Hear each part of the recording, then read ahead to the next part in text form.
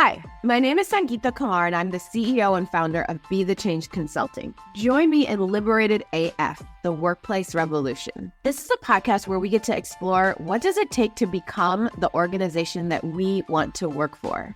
So what is that? The organization I want to work for, it supports my humanity and makes me feel like I belong. It's a place that isn't racist, it isn't extractive. It works for the boomers and the Gen Alphas. There's space for everyone to bring their genius to work. Don't we want to become that? And don't we want to create that? So I have been studying organizational dynamics for over 20 years, and I love working with teams stuck in an entrenched challenge to bring clarity to diverse perspectives and look for ways that human-centered systems. We're going to tell stories, we're going to answer questions, we're going to offer strategies on this podcast. Together, we are going to become something new. Let's go.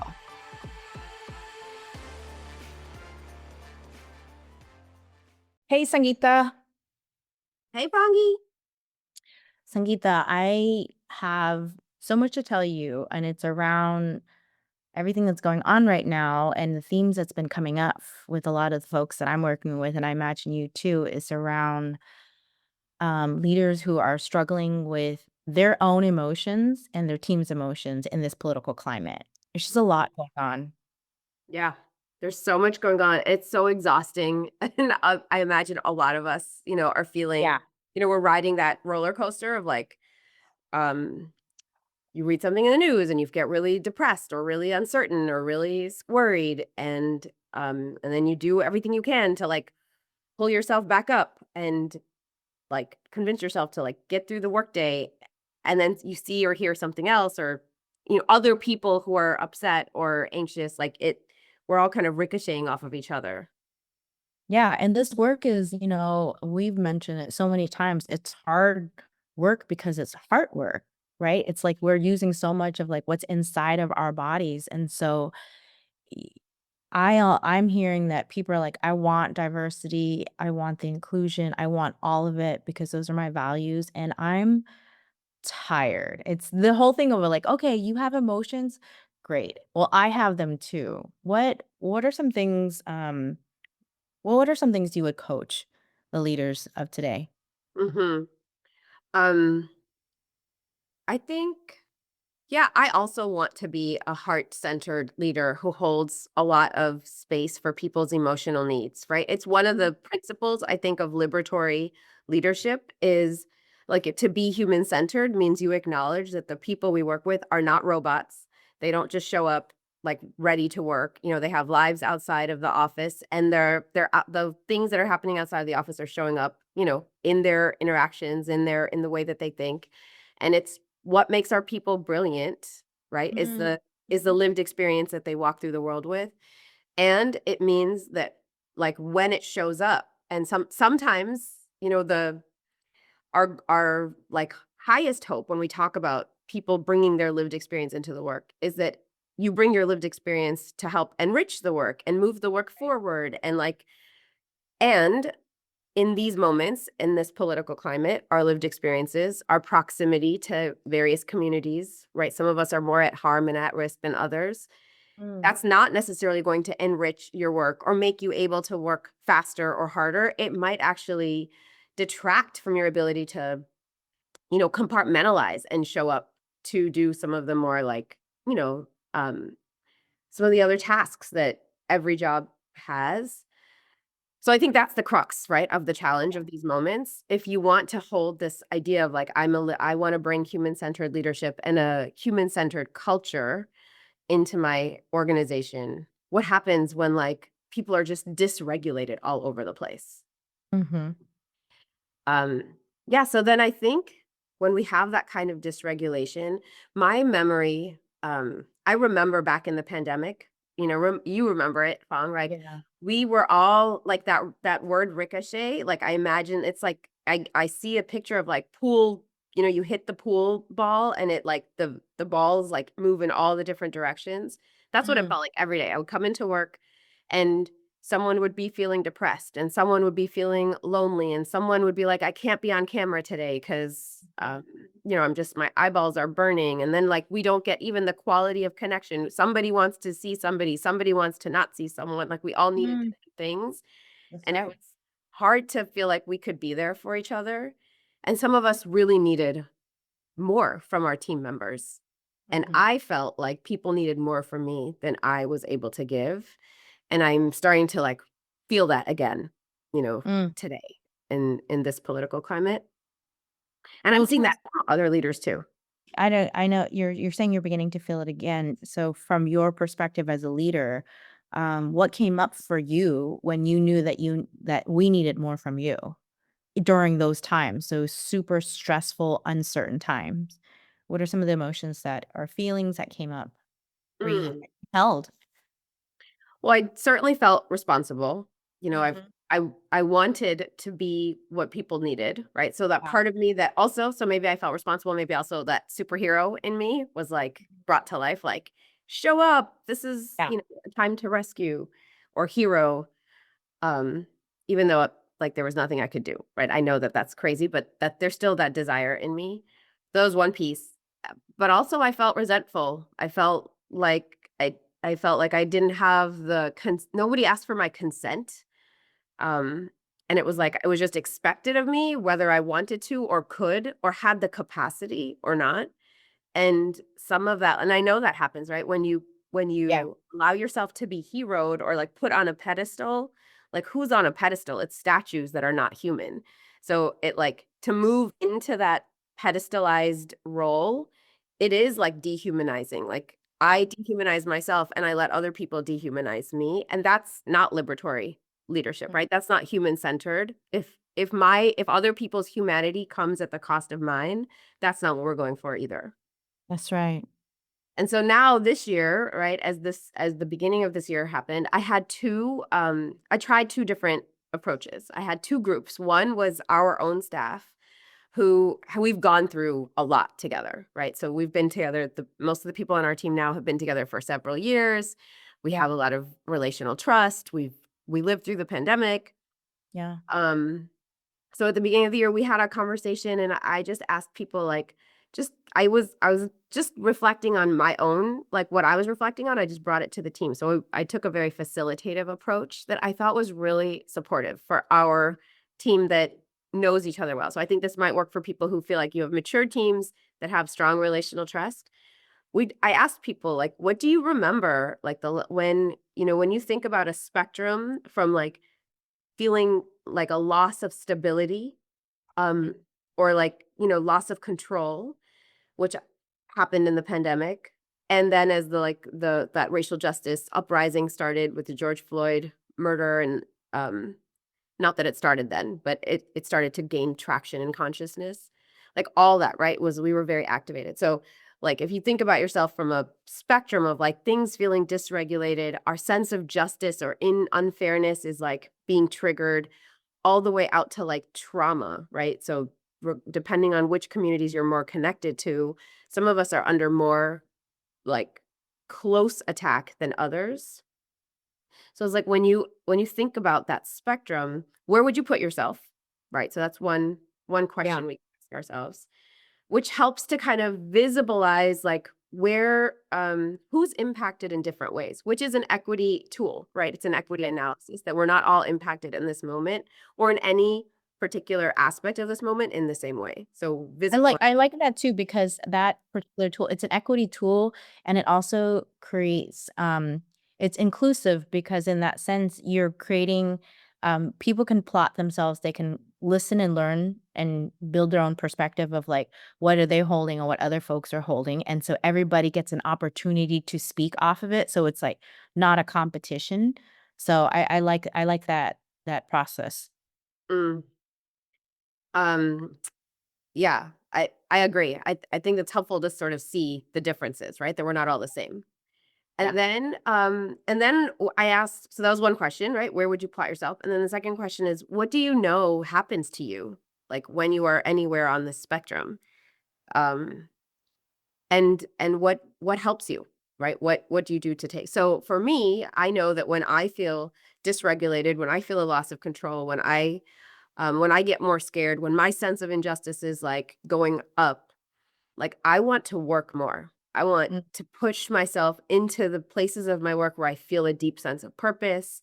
I want to go the extra mile for client work, and that is as consultants, we do get to sort of like Yeah. that's where the purpose for me is, right? In my work. It's not in talking about what I'm experiencing that actually dysregulates me, and talking to other people about what they're experiencing also dysregulates me, especially when it's like inside of our team, because it Mm. it messes with my idea of like, are we here to work or are we here to contribute? Or are we here to, kind of hold space for ourselves, each other, which is important. I know that that's important. It's just not what I move Right. to when I get into my trauma shape. Does that make sense? Yeah, totally.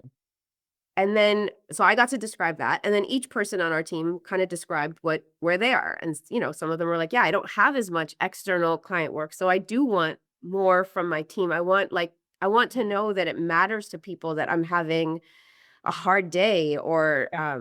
I want to be able to, like, I don't want people to just be like, let's cancel a meeting, cancel a meeting, cancel a meeting. Like that makes me feel more isolated. I don't want Right. just time back, which I really do want. When I'm like, oh, let me have a little bit of time to go take a walk. I would love time back. That's not what feels good for everybody. So people got Mhm. to share, and we got to hear like maybe the thing that I need is the thing that actually affects you, and vice versa.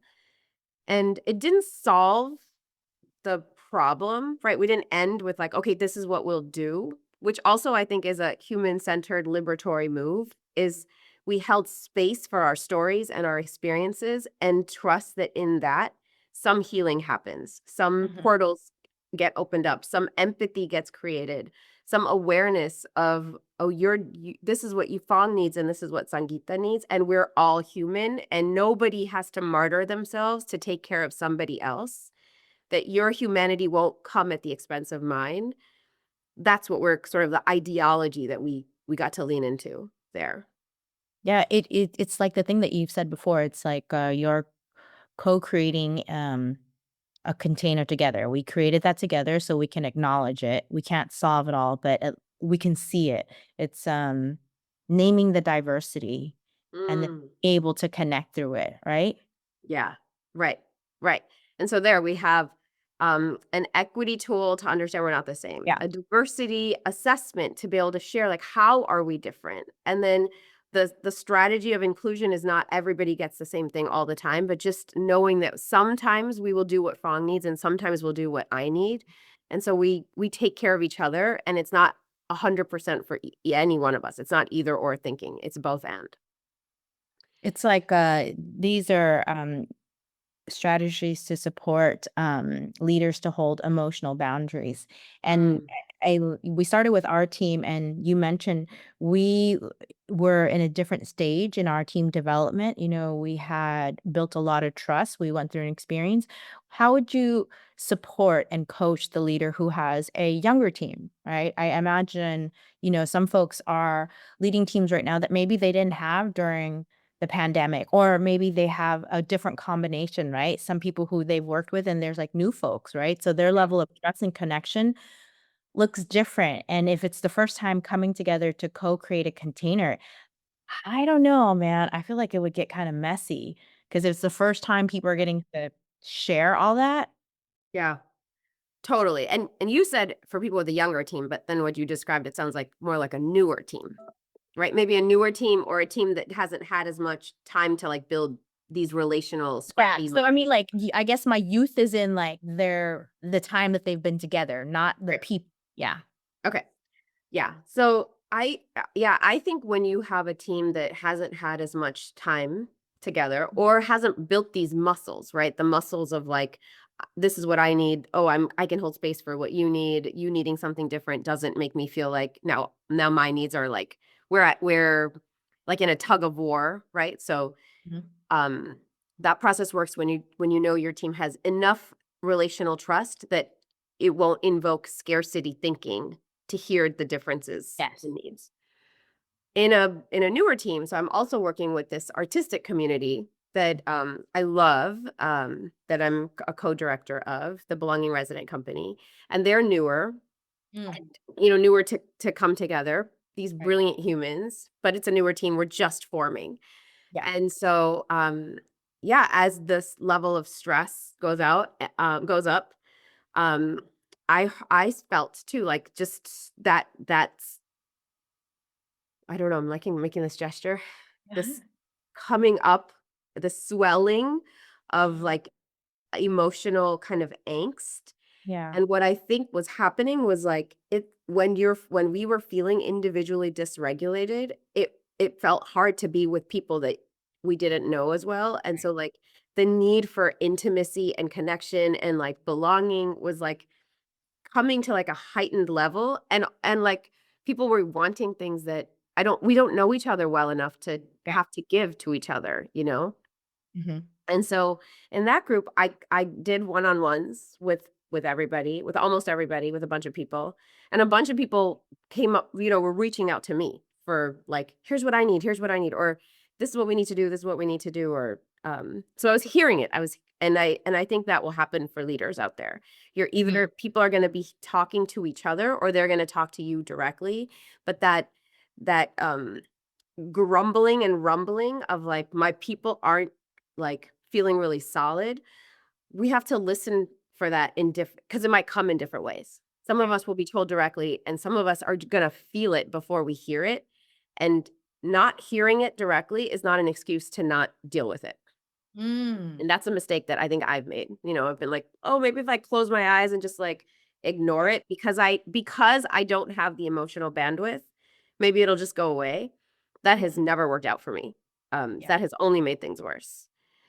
And so here, with this group, I kind of collected what I thought the themes were, and I listened myself through these one-on-ones. So we didn't have a group discussion, but through my own one-on-ones with people, I did my best to sort of like look for where the themes of differences in needs were, and they looked a lot like the differences in needs that I was hearing in our Be the Change team that does know each other for longer. So it's like Oh, what wow. was cool was, it didn't the needs are the same.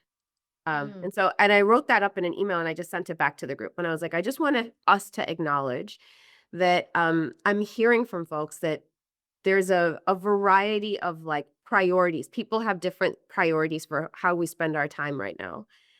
And some of us want to connect more and unpack like what's happening for ourselves more. And some of us want to make art and create things that we could put out into the world as part of our political statement about this moment. And we're not all in the same place. And I think that's a beautiful thing, right? So I got to frame the fact that we didn't all want the same thing in a positive way. I got to affirm what, both sides wanted. They both make a lot of sense. And that was one example. There were a couple of other ones.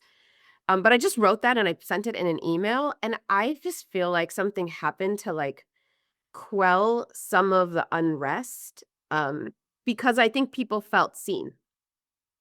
They didn't feel like everyone agreed with them, but Right. they felt seen in their needs, and they were able to see maybe another set of needs that they weren't necessarily paying attention to before.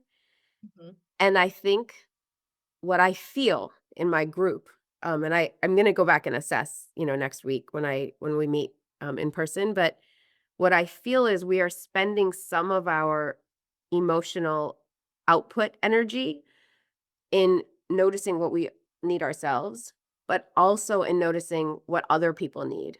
And Mm. just that attention, that curiosity of like, oh, Fong might need something different than what I need, it starts to create more relational trust, because there's like the move towards empathy and like bridging towards someone who's different from me is like an energetic thing, whether we set a bunch of actions or tactics or agreements or norms. The energy of like, I care about you and I want to understand what you need has been cultivated in the group, and something has shifted. Mhm. It's almost like the move is the same, but there's few more steps. And I feel like because of the where you identified the stage or the group, you decided to create a different process so then they can begin to co-create the container, right? Mm, I'm hearing because people don't have that level of trust and emotional connection yet, it might be harder for people to come together and share, right? It's hard to hold empathy for other people if other people have not held empathy for you. It's yeah. really hard to hold multiple perspective if your perspective's never been heard. And so what you did in that move is, and I like that you did that because if I go back to the things that you had named that Mm, you felt as a leader, right? You said you also felt dysregulated because you felt responsible, you were holding the hero mentality, and then it went into resentfulness. And then because there was a lot that was expected of you. And so what you did was you pause and you're like, okay, let's create a process where I'm not going to be resentful and that it's going to be more it's like you held the boundary as a leader. And then when you got the response back, you then were able to, you know, find the different affinities and themes and then play it back so then the group can see it. So what I like about it is that you as a leader found another step to support you so you're not the I don't know, can I say this? The punching bag sometimes, in these mm, high times of stress when leaders feel like they should be responsible for everything, but yet they're also holding a lot of emotional exhaustion and burden themselves too. mm, That's like, yeah, I see the same. I just see that there's like 3 or 4 more steps to it yeah. based on the the state of the team. Hmm. Yeah, I think you're right. And in both cases, we're giving the power back to the group Yeah. to dismantle that idea that there is, in order for someone to be okay, someone has to not be okay, right? Which Mhm. is like paternalism inside of it, Yeah. right? Like I Well, what want did you say earlier? You said it was, to hold that superhero it became dehumanizing because you Yeah, had if I have to become either the punching bag or the like benevolent angel who can like hold all the space, like I can't do, and I don't need to do any of yeah. that. No one needs to. It's never one or either or. So where I think we can look at like how do we get there is like, does everybody have equal power? Is someone Mm. feeling like, oh, I am giving up something that I need in order to take care of you? Like when I'm actually holding space, it doesn't come from a place of I'm taking care of, right? I'm Mhm. taking care of is paternalistic. It's a power over versus you are 100% capable of taking care of yourself. And we are in community together. And I'm doing for you what actually is in service of me, right? That's the Right, Ubuntu right. of it. And when you're good, I'm good. Like when it feels like that energy, it's like when you light a candle with another candle, it doesn't dim either candle's light. Yeah. When that energy is not coming from like that kind of clean place, it's depleting energy from one side in order to put energy into another side. And that is like something off in that model, I think. Yeah. It's not balance. It's not balanced, yeah. Rollins. That's so helpful.